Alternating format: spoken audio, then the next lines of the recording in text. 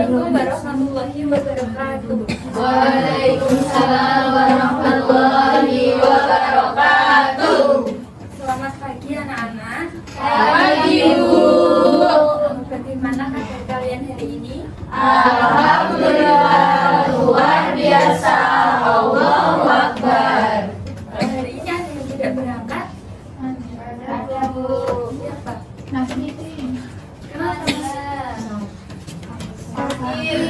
Kenapa Nazra? Sakit Bu. Sepertinya Bu, tapi tidak tahu nih Bu. Baik, sebelum memulai pembelajaran pada pagi hari ini, alangkah lebih baiknya kita berdoa terlebih dahulu. Berdoa dimulai. Berdoa selesai. Jadi pada pagi hari ini kita akan belajar mengenai unsur dan kaidah kebahasaan teks drama. Ada yang pernah bermain drama? Drama apa itu? Kehidupan. Drama percintaan.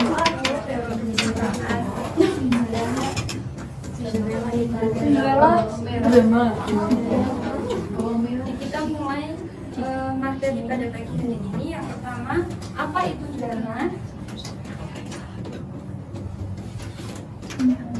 Benar Mbak Tiara, Mbak Tiara.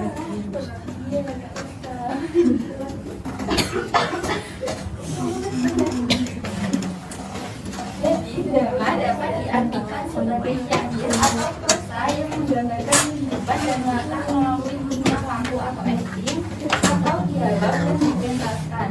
Dalam pertunjukan drama yang paling penting adalah dialog atau percakapan yang terjadi di atas panggung, karena dialog tersebut menentukan isi dari cerita drama yang dipertunjukkan. Ciri-ciri drama adalah yang pertama yaitu seluruh kisah dalam drama disampaikan dalam bentuk dialog, baik itu dialog antar tokoh ataupun dialog diri sendiri. Ada yang tahu dialog diri sendiri itu apa? Yang kedua yaitu drama harus memiliki tokoh atau karakter. Tokoh itu dapat diperankan oleh manusia, wayang ataupun boneka. Kemudian yang ketiga yaitu drama harus terdapat konflik atau ketegangan yang menjadi inti dari cerita, dan juga harus ada penyelesaian dari konflik tersebut. Kemudian yang keempat yaitu tidak ada pengulangan adegan. Apabila drama dipentaskan di atas panggung itu tidak ada pengulangan adegan. Kemudian yang ciri-ciri yang terakhir yaitu drama dilakukan di hadapan penonton, karena drama dilakukan sebagai sarana hiburan. Kemudian yang materi yang selanjutnya yaitu struktur teks drama. Struktur teks drama itu ada tiga. Yang pertama yaitu orientasi, komunikasi, dan resolusi. Orientasi merupakan bagian awal cerita yang berisi gambaran situasi yang sedang atau sudah terjadi. Biasanya dialog yang dilakukan pada bagian orientasi itu dari pengenalan atau menceritakan latar belakang tokoh tersebut. Kemudian yang kedua yaitu komunikasi. Komunikasi merupakan bagian tengah cerita dalam teks drama yang berfungsi dalam mengembangkan konflik cerita. Biasanya dialog tersebut berisi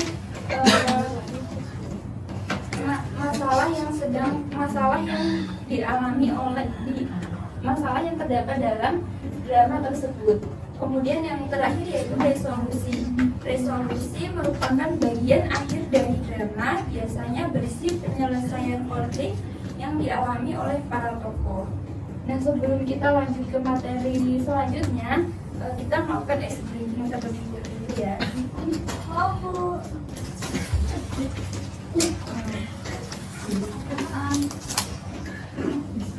Mungkin salah satu dari kalian bisa maju untuk mengisi dari Mbak Rizka tuh.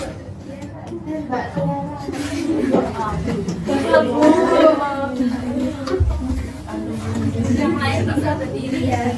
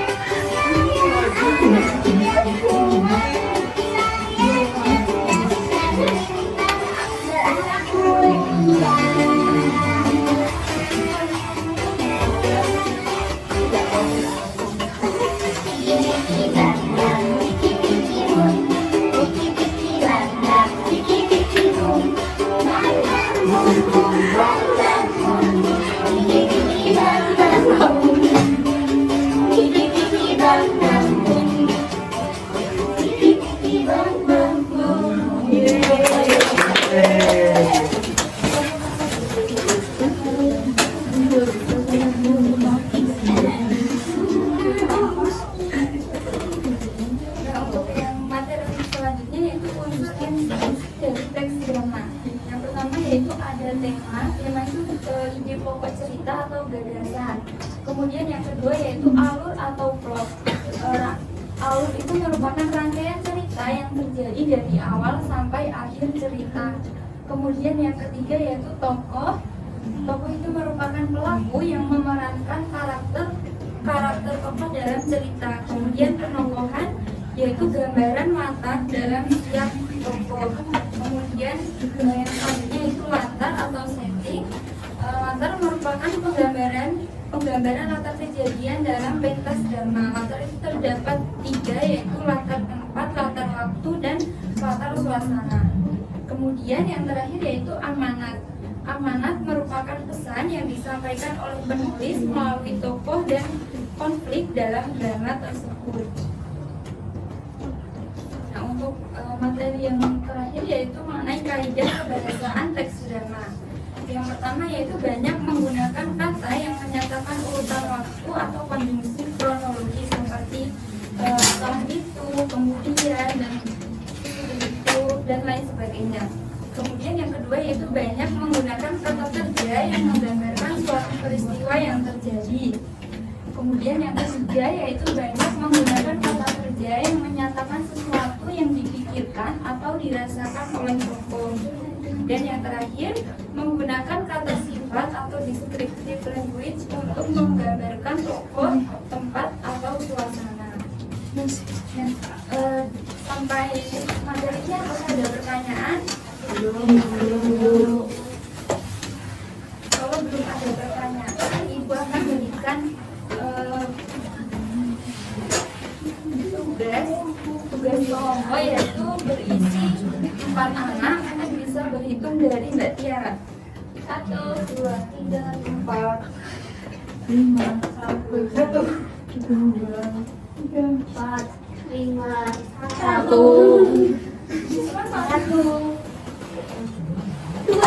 Bu. 3, 4, 1, 2, 3, 4, 2, 4, 1. 2, 3, 4, 1, 2. Nah, silakan kalian duduk berdasarkan kelompok masing-masing ya.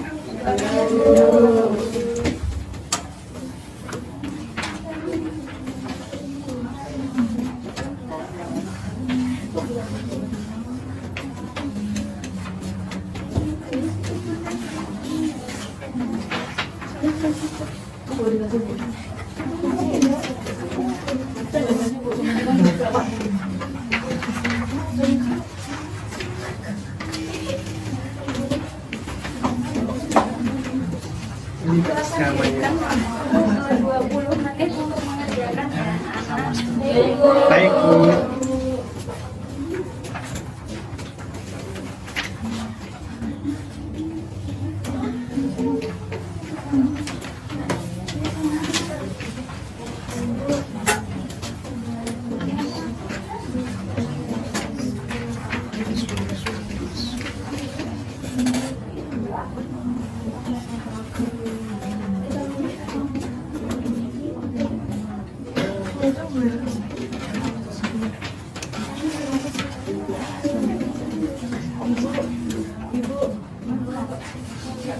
Kan ya, Apakah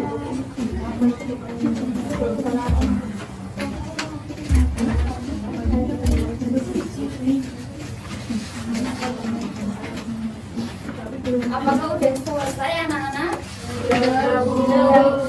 Silakan perwakilan kelompok 4 orang ya yang maju.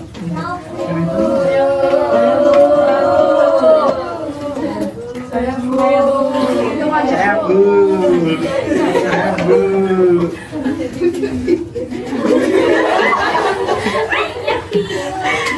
Cepetan aja ya. Satu, dua, tiga. Saya. Saya Bu. Paling tinggi aja Bu. Roma, Romita, Roma, Mbak Uro.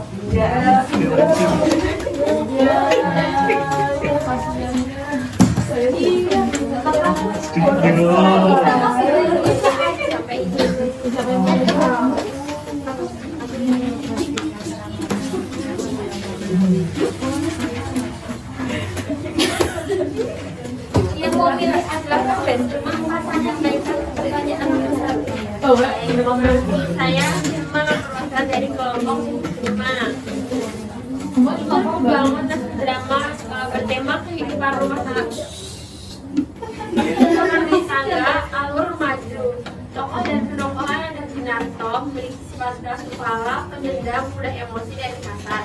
Kemudian ada Raga Shalas, memiliki sifat manusiawi, hilaf dan tidak bertanggung jawab. Ibu Tina memiliki sifat besar hati, sabar, kerja keras, kuat dalam menghadapi masalah. Maimun memiliki sifat penenang, besar hati, berbakti pada orang tuanya, kerja keras.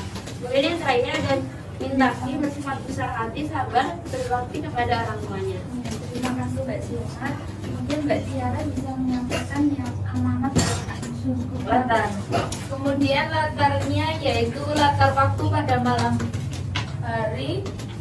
hari ketika takbiran, latar tempat di dalam rumah ketika sedang duduk, latar suasananya yaitu sedih, terharu, dan tegang. Kemudian amanat dari cerita tersebut yaitu jangan terlalu lama menyimpan rasa benci pada seseorang, jangan hanya mengingat keburukan yang sudah orang lain lakukan pada kita, dan harta yang melimpah tidak akan membuat hidupmu selalu bahagia. Ya, terima kasih Mbak Diara. Kemudian Mbak Uro bisa menyampaikan soal nomor 2 ya, untuk menentukan kaidah kebahasaan naskah drama itu yang pertama itu menggunakan konstruksi urutan waktu atau kronologis. Di sini ada kaidah kebahasaannya dengan kalimat ibu, dialognya ibu, menerawang ayahmu seorang hartawan yang mempunyai tanah dan kekayaan yang sangat banyak. Lalu yang kedua, menggunakan kata kerja yang menggambarkan suatu peristiwa yang terjadi. Hal ini terdapat kaidah kebahasaan dengan kalimat atau bukti, yaitu malam hari raya Natal, dengarlah suara beduk itu bersaut-sautan.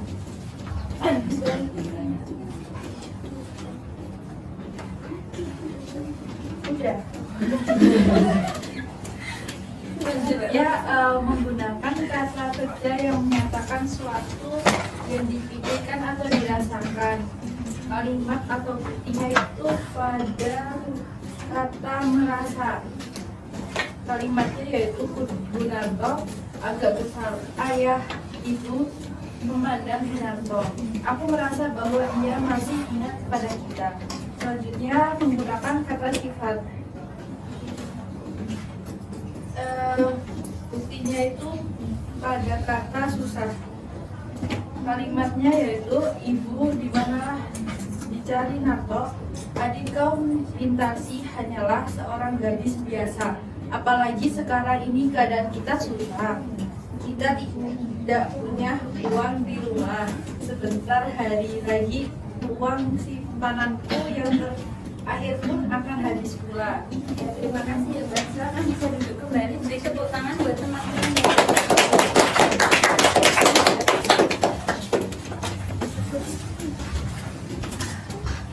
Jadi materi pada pagi hari ini sudah selesai. Ada yang bisa menyimpulkan materi pada pagi hari ini?